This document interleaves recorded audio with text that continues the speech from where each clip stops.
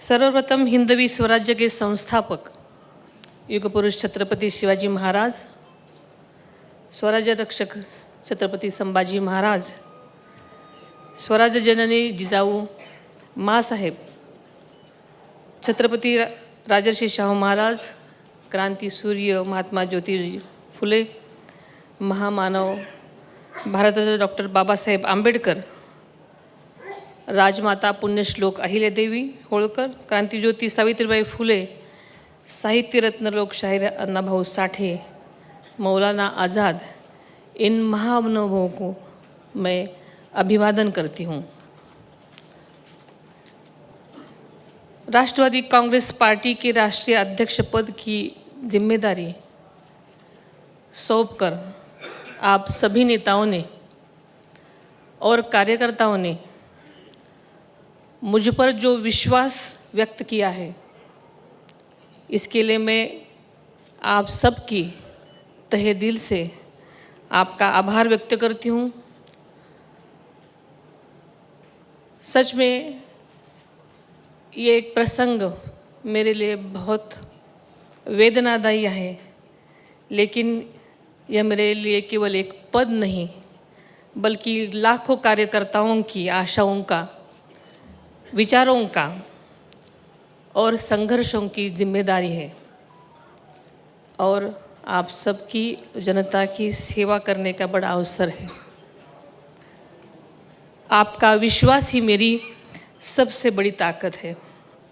मैं विश्वास दिलाती हूँ कि पार्टी की विचारधारा, जनसेवा की परंपरा और संगठन की ताकत को और अधिक मजबूत करने के लिए पूरी निष्ठा और समर्पण के साथ मैं काम करूंगी। आपल्या सर्वांचे आवडते नेते, मार्गदर्शक, राष्ट्रवादी काँग्रेस पक्षाचे जे राष्ट्रीय अध्यक्ष होते आदरणीय दादांच्या जाण्याने झालेल्या अपार दुःखातून आपण सर्वजण अजूनही सावरलेलो नाही आहोत। त्यांच्या जाण्याने आपल्या सर्वांच्या आयुष्यात आणि पक्षामध्ये एक मोठी पोकळी निर्माण झालेली आहे। ही पोकळी भरून येणं शक्यच नाही याची आपल्या सर्वांना जाणीव आहे। आज आपल्या प्रत्येकाच्या मनामध्ये मला माहिती एकच नाव आहे, अजित दादा, आणि ते आपल्याला सर्वांना माहिती की आयुष्यभर महाराष्ट्राच्या विकासासाठी, शेतकऱ्यांसाठी, युवक आणि महिलांसाठी, आपल्या पक्षासाठी झटत राहिलेले आपण सर्वांनी पाहिलेले आहेत। त्यांच्या अचानक जाण्यानं सगळी स्वप्न अर्ध्यावरून त्यांना सोडून जावं लागली, परंतु उनके सपने अधूरे नहीं रहेंगे। हम सब मिलकर और भी ऊंचाई तक हम सब लेके जाएंगे।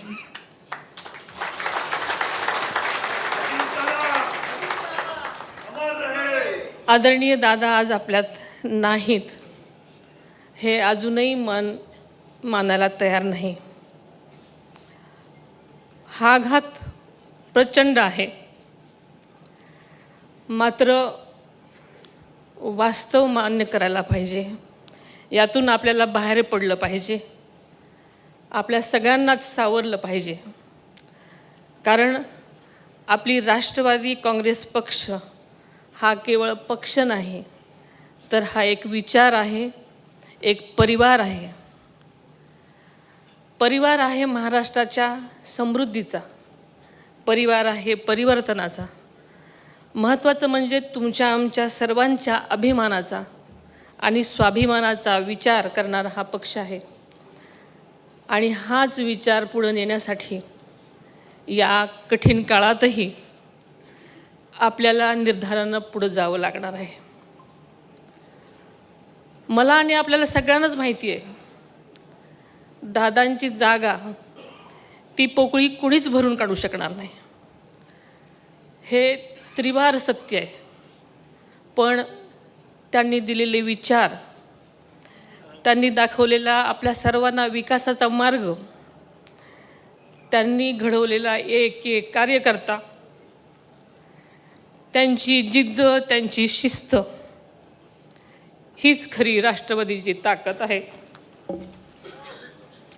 आपल्या सर्वांना माहिती आहे की 30 जून 2023 साली रोजी आदरणीय दादांनी राष्ट्रवादी काँग्रेस पक्षाच्या अध्यक्षपदाची जबाबदारी स्वीकारली. आपल्या सगळ्यांच्या साक्षीनं आदरणीय दादांनी राष्ट्रीय अध्यक्षपदाचा साधारणपणे 2.5 वर्षाचाच कालावधी मिळाला. या कालावधीत त्यांनी अख्खा महाराष्ट्र पिंजून काढला, पक्षाचा विस्तार केला, प्रत्येक कार्यकर्त्याला बळ दिलं. कष्ट, समर्पण आणि काटेकोर नियोजनाचे आपल्या पक्षाची ताकद तिपटीने वाढवली. आदरणीय दादांच्या या अध्यक्षपदाच्या, राष्ट्रीय अध्यक्षपदाच्या कालावधीमध्ये लोकसभा, महाराष्ट्राची विधानसभा, अरुणाचल प्रदेश, दिल्ली, जम्मू काश्मीर, बिहार या राज्यातल्या विधानसभा, महाराष्ट्रातल्या महानगरपालिका, नगरपालिका, जिल्हा परिषद, पंचायत समितीच्या निवडणुका आणि या सगळ्या कालावधीमध्ये आपल्याला सगळ्यांना माहिती आहे की या संबंध कालखंडामध्ये अनेक संकटं आली, अनेक तांत्रिक अडचणी आल्या. असं असतानासुद्धा आदरणीय दादांच्या नेतृत्वाखालील राष्ट्रवादी काँग्रेस पक्षानं सगळीकडेच दमदार कामगिरी केली. या 2.5 वर्षाच्या अल्पावधीतसुद्धा त्यांनी आपलं नेतृत्व राष्ट्रीय पातळीवर सिद्ध केलं. आणि आपल्याला सगळ्याला माहिती आहे की दादांनी एकदा एखादी गोष्ट करायची ठरवली तर ते सिद्धच करून दाखवायचे. आपला राष्ट्रवादी काँग्रेस पक्ष देशाच्या मातीशी, माणसांशी नातं सांगणारा आणि जनतेशी नाळ जुळलेला पक्ष आहे. आपल्याला माहिती आहे की देशाची निर्मितीच मूळ संघर्षातून झाली आहे. तसंच आपल्या राष्ट्रवादी काँग्रेस पक्षही संघर्षातून स्थापन झाला आणि संघर्ष करतच मोठा झाला. तब्बल 27 वर्षाची वाटचाल यशस्वीपणे पूर्ण करत आपला पक्ष आज खरं तर आपण तारुण्यात आहे म्हणायला पाहिजे.